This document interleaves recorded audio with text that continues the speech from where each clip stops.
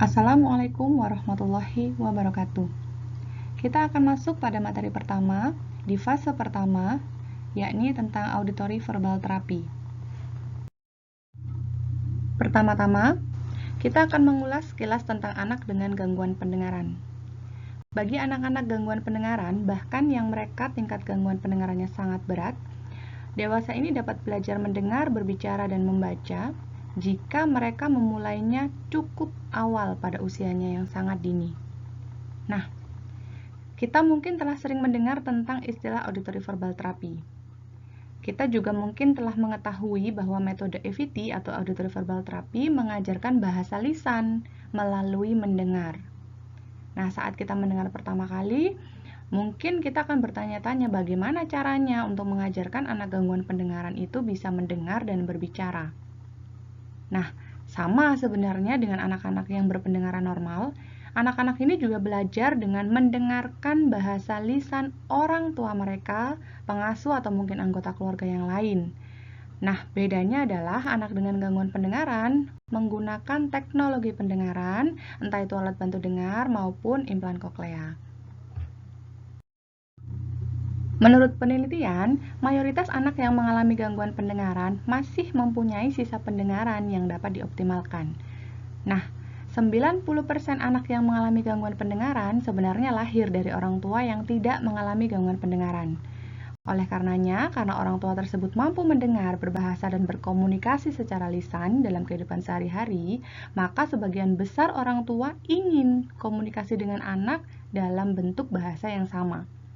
Ketika kita berbicara dengan anak dalam bahasa sehari-hari di rumah, maka mereka mendapat manfaat dengan mendengarkan suara kita.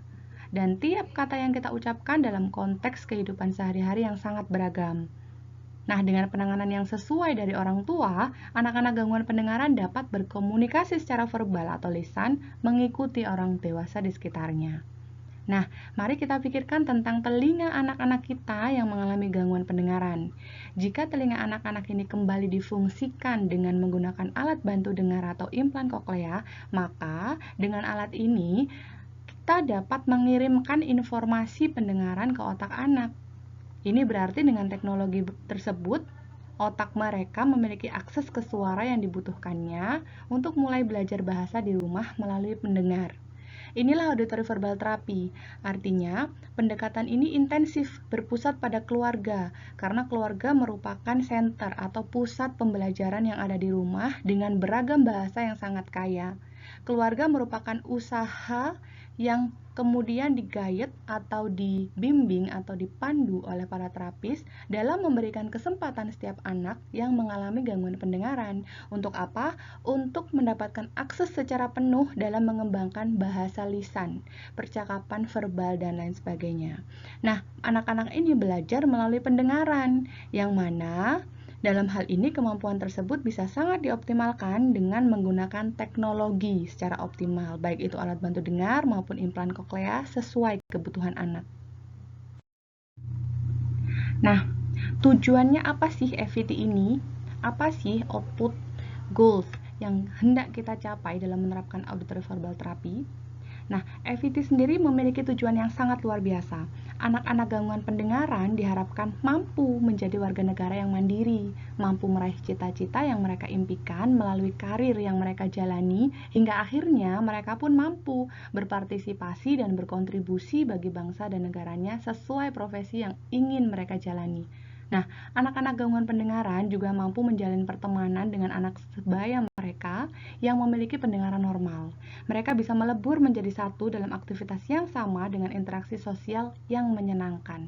Nah, dalam meraih tujuan tersebut, anak-anak gangguan pendengaran akan dihabilitasi melalui penerapan FVT sedini mungkin secara intensif oleh keluarga di rumah. Dan optimalisasi penggunaan teknologi tentunya yang sesuai, sehingga mereka siap bersekolah di sekolah umum atau inklusi, melanjutkan ke jenjang universitas. Terapi sebagai pemandu bagi keluarga, supaya anak berjalan sesuai arah dan tingkatnya masing-masing, atau track recordnya masing-masing, sehingga anak ini memang betul-betul bisa mencapai tujuan mereka.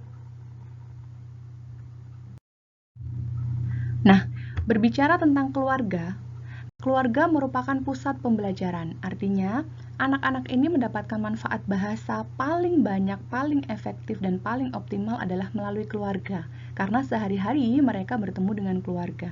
Terapis adalah sebagai pemandu, sehingga rumah adalah sekolah pertama dan orang tua adalah guru pertama, di mana keluarga atau anggota keluarga yang ada di rumah memberikan seluruh manfaat kata, bahasa, komunikasi, dan seterusnya kepada anak, sehingga anak mendapatkan sangat banyak manfaat dari penerapan bahasa verbal.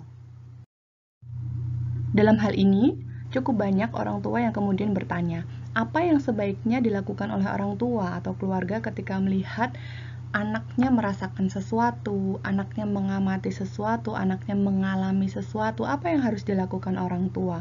Ketika misalkan anaknya terjatuh dan merasa sakit, ketika anaknya mengamati pohon, kemudian takjub dengan bunga-bunga di sekelilingnya, ketika anak mengalami perasaan bahagia atau mengalami pengalaman ketika melebur dengan teman-teman yang lain, apa yang harus dilakukan keluarga dalam membahasakan? Sesungguhnya keluarga memiliki peran yang sangat penting dalam membahasakan apapun yang dilihat, dirasa, dan dialami oleh anak.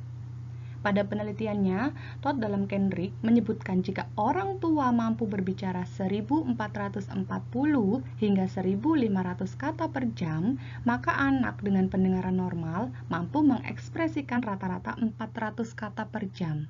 Nah, pada anak dengan gangguan pendengaran, orang tua butuh memperdengarkan dan mengajarkan kata sebanyak 2-3 kali lipatnya. Banyak dari orang tua di Yayasan Aurika juga bertanya, berarti kalau sehari-hari tuh kita ngomong 1 jam berapa kali ya, Bu? 1500 kata per jam. Itu seperti misalkan kita menjelaskan sesuatu kepada anak tentang suatu benda misalkan yang sedang dia amati. Wah, main mobil ya? Mobilnya merah. Mobilnya besar. Wah, mobilnya jalannya begitu cepat. Dia melaju dengan sangat kencang. Stop, mobilnya berhenti. Adik senang main mobil, dan seterusnya. Ketika orang tua bisa mendampingi anak dalam setiap aktivitasnya, pengalamannya, berbagai ragam perasaan yang dia alami, kemudian orang tua membahasakan apapun, itulah saat di mana anak menyerap segala informasi yang sangat berguna bagi perkembangan bahasa verbal mereka. Siapa lagi kalau bukan keluarga? Karena anak berada jauh lebih lama adalah di lingkungan keluarga. Penelitian lain juga menyebutkan dalam bidang psikologi perkembangan bahwa 90% anak-anak usia dini justru belajar secara insidentil tentang bahasa lisan atau bahasa verbal serta tentang dunia. Artinya mereka tidak hanya melulu belajar melalui bangku sekolah atau ketika kita mendampingi mereka dengan duduk di meja belajar. Tidak, justru mereka belajar dari pengalaman interaktif yang sangat menyenangkan dan bermakna antara orang tua atau orang dewasa di sekelilingnya dengan interaksi yang sangat positif, karena anak-anak akan merekam dengan sangat mudah dalam ingatannya ketika bahasa itu diperkenalkan dalam metode yang menyenangkan. Nah, dari penjelasan tersebut, dapat kita tarik kesimpulan bahwa kemampuan yang bisa dikembangkan melalui EVT tidak melulu hanya kemampuan mendengar, melainkan banyak sekali kemampuan yang lain. Apa saja? Mari kita simak sekilas. Kita bisa melatih kemampuan mendengar. Kita juga bisa melatih kemampuan berbicara. Kita tentu bisa melatih kemampuan berbahasa. Dan pastinya kita perlu melatih kemampuan kognitif anak juga melalui EVT. Tidak ketinggalan, pasti kita sangat perlu melatih mereka untuk berkomunikasi dua arah, supaya kemampuan sosial emosional mereka juga berkembang dengan baik, dan ini merupakan bekal pula dengan kemampuan bahasa yang baik, komunikasi yang baik, kognisi yang baik, dan seterusnya, maka kemampuan literasi mereka juga akan tertunjang dengan sangat baik. Di samping itu, kita juga perlu memahami bahwa auditory verbal therapy memiliki faktor keberhasilan, sehingga tiap anak memiliki keberhasilannya masing-masing, tingkat keberhasilannya masing-masing. Misalkan anak A mampu mencapai kemampuan hingga tingkat A, Sedangkan anak B pasti memiliki tingkat keberhasilan yang juga berbeda dari anak A. Inilah yang kemudian kita tidak bisa menyamakan anak A dengan anak B dengan C, dan seterusnya. Kita tidak bisa membandingkan dengan begitu saja atau dengan serta-merta, karena tiap anak memiliki sejarah mereka masing-masing. Usia saat mengalami gangguan pendengaran, usia saat didiagnosis, usia saat memakai teknologi pendengaran yang sesuai, jenis gangguan pendengarannya, apakah itu ringan, berat, sangat berat, apakah itu gangguan pendengarannya di sensorineural atau dan lain sebagainya. Selanjutnya kita juga perlu berbicara tentang bagaimana konteks manajemen audiologi anak-anak. Kadangkala ada yang fittingnya tidak sesuai, ada juga yang pemakaian alatnya tidak sepanjang hari, kemudian juga kesehatan anak berbeda-beda, ada yang memiliki faktor penyerta dan seterusnya, ditambah partisipasi aktif keluarga yang juga berbeda-beda. Dari serangkaian faktor keberhasilan dalam FET yang kami sajikan ini, bisa kita diskusikan bersama. Sebab, ada beberapa orang tua atau bahkan banyak orang tua yang juga menanyakan, apakah anaknya bisa seperti ini, apakah anaknya bisa seperti itu, apakah anak saya bisa mencapai seperti anak B, apakah anak saya bisa mencapai seperti anak C, dan seterusnya. Nah, faktor-faktor keberhasilan inilah yang harus dipahami bersama. Sejauh mana anak saya bisa berbahasa, sejauh mana anak saya bisa mendengar, sejauh mana anak saya bisa bicara, bagaimana nanti maksimalnya anak saya bisa berkomunikasi, di sekolah mana anak saya bisa diterima, dan seterusnya. Semua itu tergantung bagaimana faktor keberhasilan yang dimiliki anak. Mulai dari yang pertama tadi sejarah gangguan pendengaran, atau kemudian alat yang dipakai apakah sesuai atau tidak, kondisi internal keluarga dalam menghabilitasi, dan seterusnya. Ada banyak sekali faktor keberhasilan dalam FET sehingga tidak bisa satu anak disamakan dengan anak yang selainnya.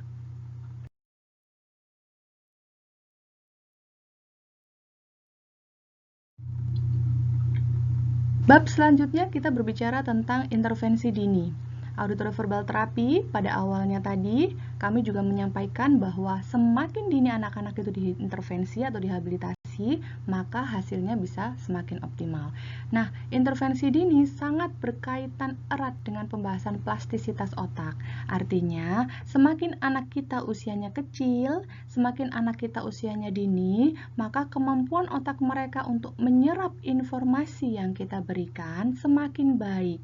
Karena dalam penelitian yang dilakukan oleh Dr. Carol Flexer, Dr. Duncan Banks, mereka menuturkan bahwa kemampuan plastisitas otak merupakan kemampuan yang memang dimiliki otak untuk memodifikasi dan menghubungkan antar neuron dan fungsi di dalamnya. Semakin anak itu kecil usianya, maka kemampuan ini semakin cepat. Nah, hubungan neural yang terbentuk di otak akan jauh lebih kuat ketika stimulus atau rangsangan pendengaran, rangsangan auditori dilakukan secara berulang. Kondisi otak anak yang semakin plastis inilah yang memungkinkan untuk menyerap segala stimulus dari lingkungan dengan sangat mudah dan cepat. Nah, bagi anak-anak yang usianya dini, maka kemampuan ini akan sangat-sangat kita manfaatkan dengan baik. Di usia emasnya, kita bisa memanfaatkan waktu dengan sebaik-baiknya untuk memberi sebanyak-banyaknya informasi melalui bahasa. Nah, plastisitas otak terbaik berlangsung pada usia 0 sampai 3,5 tahun. Nah, namun bisa dipahami bersama bahwa banyak pula murid-murid Yayasan Aurika yang usianya juga sudah di atas 3,5 tahun masih bisa menghasilkan output yang juga optimal atau maksimal sesuai dengan kebutuhan atau kondisi mereka masing-masing, dengan catatan habilitasi yang sesuai, program atau target yang dicanangkan juga sesuai, serta di rumah keluarga melakukan intervensi seintensif mungkin. Jadi, intervensi dini memang sangat-sangat bagus untuk dilakukan mengejar plastisitas otak. Namun, apabila ada dari Bapak Ibu yang anaknya sudah di atas 3,5 tahun, jangan menyerah karena masih ada potensi yang besar untuk bisa kita kejar bagi anak-anak selama cara, teknik, metode, pendekatan, semuanya yang kita lakukan adalah benar dan intensif.